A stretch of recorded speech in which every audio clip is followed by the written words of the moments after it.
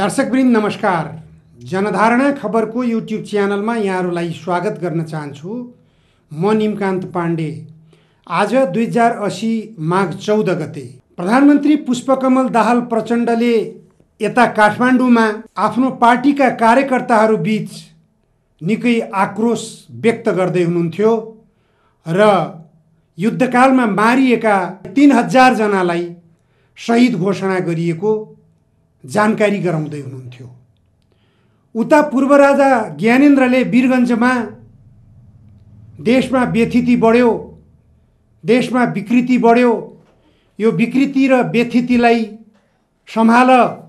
सम्हाल्नुपर्ने बेला भयो, अब ढिलो भयो, जागौँ उठौँ, मिलेर गरौँ, मिलेर देश बनाऊँ भनेर पूर्व राजा ज्ञानेन्द्रले उतातिर हार गुहार गरिरहेको अवस्था देखियो, सुनियो। प्रमुख कार्यकारीको हैसियतमा रहेका प्रधानमन्त्री प्रचण्ड र कुनै जमानामा आफू प्रमुख कार्यकारी हैसियत सहितको राष्ट्राध्यक्ष रहेको स्मरण गर्दै आफ्ना ती दिनका गल्ती कमजोरीहरू र ती दिनका गतिविधिहरू र आजको अवस्थालाई स्मरण गर्दै पूर्व राजा ज्ञानेन्द्रले आफ्नो मन्तव्य दिनुभएको छ। पूर्व राजा ज्ञानेन्द्रको मन्तव्य सुन्नेहरूका लागि सामान्य लाग्छन्, तर यथार्थ चित्रण भइरहेको छ।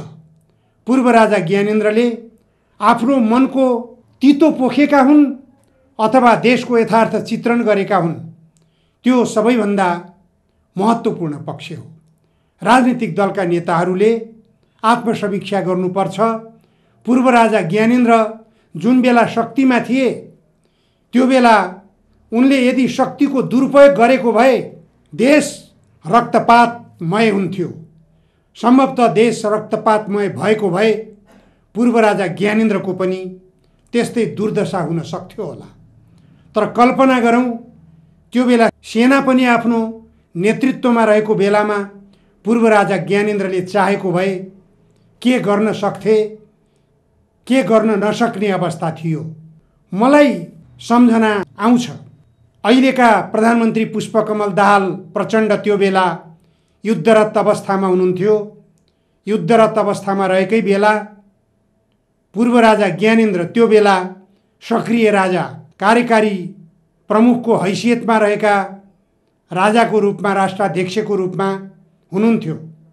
त्यो बेला पूर्व राजा समक्ष संवादको निम्ति प्रचण्डले प्रस्ताव पठाउनु भएको थियो। यो मैले मनगढन्ते कुरा गरिरहेको छैन। प्रचण्डकै निकटस्थ युद्धकालमा पनि र आज पनि नेता कृष्णबहादुर महराले जानकारी गराउनु भएको कुरा हो। राजा समक्ष संवादको प्रस्ताव पुर्याइएपछि पूर्व राजा ज्ञानेन्द्रबाट प्रस्तावलाई अस्वीकार गरिएको कृष्णबहादुर महराले जानकारी गराउनु भएको थियो। पूर्व राजा ज्ञानेन्द्रले संवादको प्रस्तावलाई अस्वीकार गरेकै कारणले माओवादी नेतृत्व, नेपाली काङ्ग्रेस लगायतको तत्कालीन अवस्थाका नेपालका संसदवादी राजनीतिक दलहरू, खास गरेर नेकपा एमाले र नेपाली काङ्ग्रेस, यी दुई लगायत 7 राजनीतिक पार्टीहरू भनेर पछिसम्म र अहिले पनि चर्चामा रहने गरेका छन्। उनीहरूसँग सहकार्यको प्रस्ताव राखिएको कुरा कृष्णबहादुर महराले जानकारी गराउँदै हुनुहुन्थ्यो। महराकै भनाइ थियो, पूर्व राजा ज्ञानेन्द्रले यदि संवादको प्रस्तावलाई स्वीकार गरिदिएको भए नेकपा माओवादीले जनयुद्धकालमा अगाडि राखेका राजतन्त्र सम्बद्ध प्रस्ताव बाहेक अरू सबै 39वटा मागहरू तत्काल सम्बोधन गर्न सकिने अवस्था थियो। राज संस्थाका वरिपरि रहने राजावादीहरू, स्वयं राजा र तत्कालीन अवस्थाका युद्धमा होमिएका माओवादीहरू बीच यदि संवाद भइदिएको भए र ती 40 बुँदा मध्येमा राजतन्त्रको सम्बन्धमा लेखिएको बुँदालाई मैले अलग गरिरहेको छु, 39वटा मागहरूलाई सम्बोधन गर्न सकिने अवस्था थियो। यदि ती 39वटा मागहरू सम्बोधन भइदिएको भए यो देशले काँचुली फेरिसकेको हुन्थ्यो। यो देश राष्ट्रिय स्वाधीनताको शिर ठाडो गराइसकेको अवस्थामा हुन्थ्यो। यो देश अन्तर्राष्ट्रिय शक्ति केन्द्रहरूका अगाडि झुक्नुपर्ने अवस्थामा रहने थिएन। यो देश धेरै अगाडि बढिसकेको हुन्थ्यो। जनताको जीवन स्तर पनि धेरै माथि उठिसकेको हुन्थ्यो। तर बाटो कसले बिरायो, कसको गल्तीले देश आज बर्बादीको खाडलमा पुगिरहेको छ? राजाले संवादको प्रस्तावलाई अस्वीकार गर्दा वा नेकपा माओवादीले गन्तव्य गलत पछ्याएर अगाडि बढ्दा? यी दुईवटा पक्षमा विश्लेषण गर्न जरुरी छ। मैले पूर्व राजा ज्ञानेन्द्रलाई पनि सोधेँ यो विषयमा जिज्ञासापूर्वक। नारायण हिटीमै पूर्व राजा ज्ञानेन्द्रको वासस्थान रहेको बेला मैले पूर्व राजा ज्ञानेन्द्रलाई नेकपा माओवादीको तर्फबाट युद्धकालमै युद्धरत रहेकै अवस्थामा संवादको प्रस्ताव आएको भन्ने कुरा सुनियो। वास्तवमा के हो भनेर मैले जिज्ञासा राखेको थिएँ। कसले भन्यो यो कुरा? पूर्व राजा ज्ञानेन्द्रको जिज्ञासा थियो मसँग।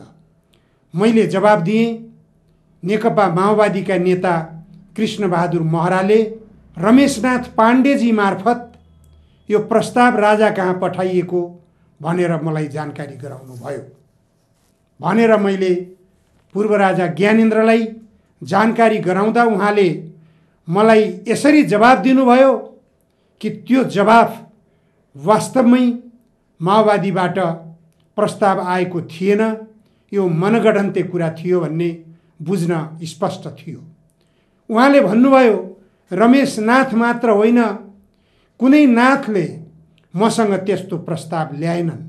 यदि त्यस्तो प्रस्ताव आएको भए राजनीतिक अधिकार प्राप्तिको निम्ति हतियार उठाएको राजनीतिक शक्तिले संवाद गर्न चाहेपछि मैले अस्वीकार गर्ने कुरा हुँदैन थियो।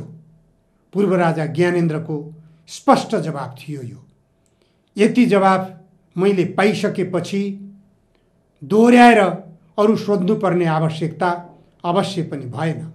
सम्पूर्ण राजनीतिक शक्ति आफ्नो हातमा लिएर सत्ताको बागडोर सञ्चालन गर्ने क्रममा आफूबाट गम्भीर गल्ती भयो भन्ने महसुस पूर्व राजा ज्ञानेन्द्रबाट भइसकेपछिका यी मसँगका संवाद हुन्। शक्तिशाली राजाको रूपमा पूर्व राजा ज्ञानेन्द्र रहँदासम्म, जबसम्म पूर्व राजा ज्ञानेन्द्रले कार्यकारी अधिकार आफ्नो हातमा लिएका थिए, त्यो बेलासम्म मैले पूर्व राजा ज्ञानेन्द्रलाई भेट गरेको थिइनँ।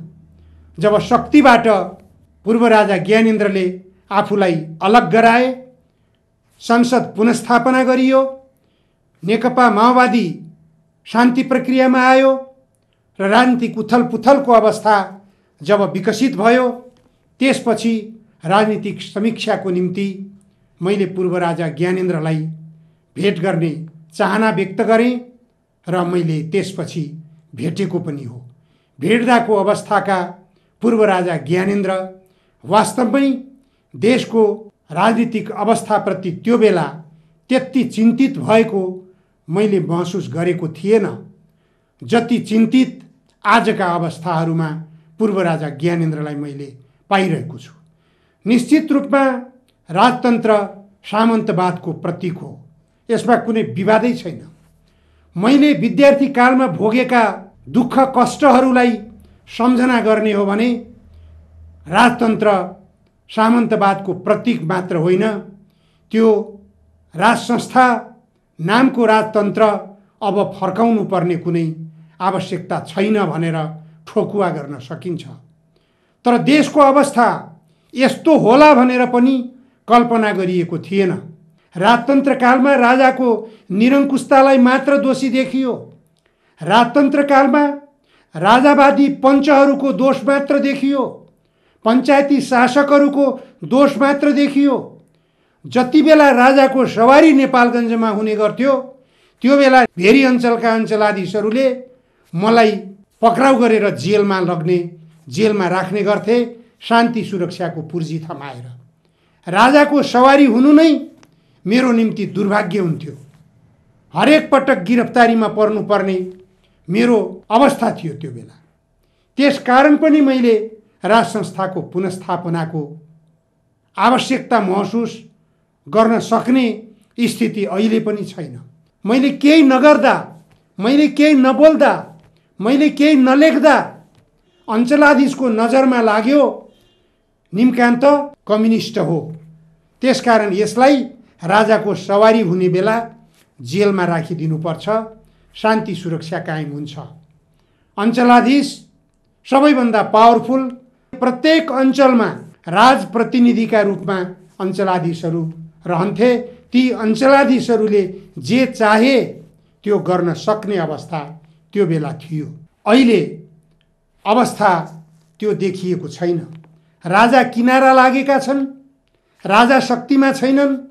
राजाका प्रतिनिधिका रूपमा रहेका हिजोका अञ्चलाधीशहरू पछि माओवादीहरू शान्ति प्रक्रियामा आएपछि लामबद्ध हुँदै माओवादीमै प्रवेश गरेका घटना पनि देखिए। उदाहरणको लागि पटक पटक अञ्चलाधीशको अधिकार प्रयोग गरेर बसेका सूर्यबहादुर सेन ओली नेकपा माओवादीमा प्रवेश गर्नुभएको थियो। राजावादीहरू पनि प्रवेशको लहर चलेको थियो नेकपा माओवादीमा।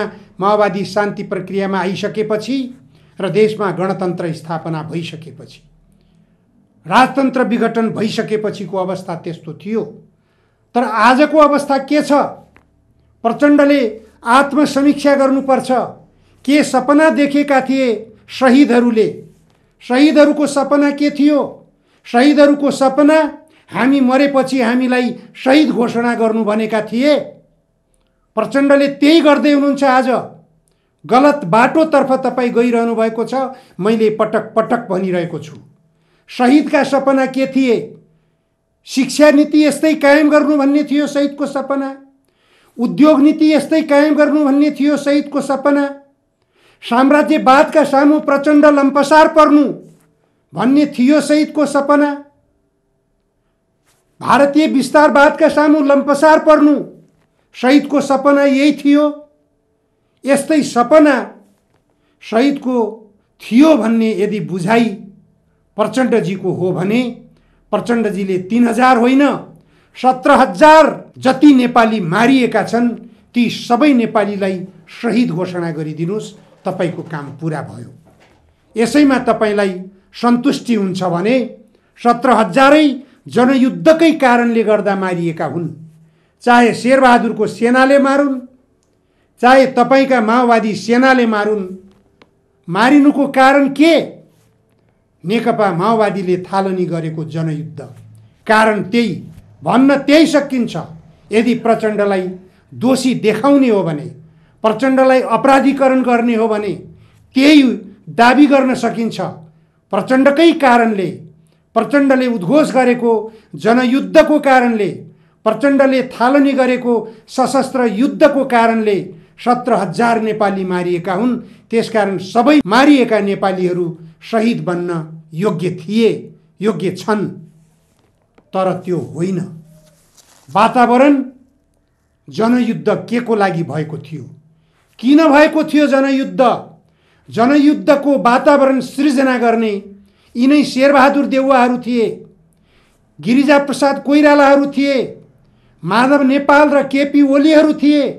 यिनीहरूकै अकर्मण्यताको कारणले गर्दा जनयुद्धको आवश्यकता बोध गरियो देशमा र जनयुद्धको उद्घोष भएको हो। जनयुद्धको उद्घोष गर्नु, देशमा जनयुद्धको वातावरण सृजना हुनुमा प्रचण्ड दोषी होइनन्। प्रचण्डको पक्षमा यदि बोल्ने हो भने यो हो कुरा। तर प्रचण्डले वातावरण बनाउनु पर्यो। प्रचण्डको पक्षमा बोल्नको निम्ति शहीदका सपना के थिए त्यो सोचेर काम गर्नु पर्यो। यस्तै शिक्षा नीतिमा देशलाई घिसारिरहनु भन्ने थियो, यस्तै उद्योग नीतिमा देशलाई घिसारिरहनु, देशलाई कंगाल बनाइरहनु, देशलाई अमेरिकाको उपनिवेश बनाउनु, देशलाई भारतको बजार बनाउनु, यही थियो शहीदहरूको सपना।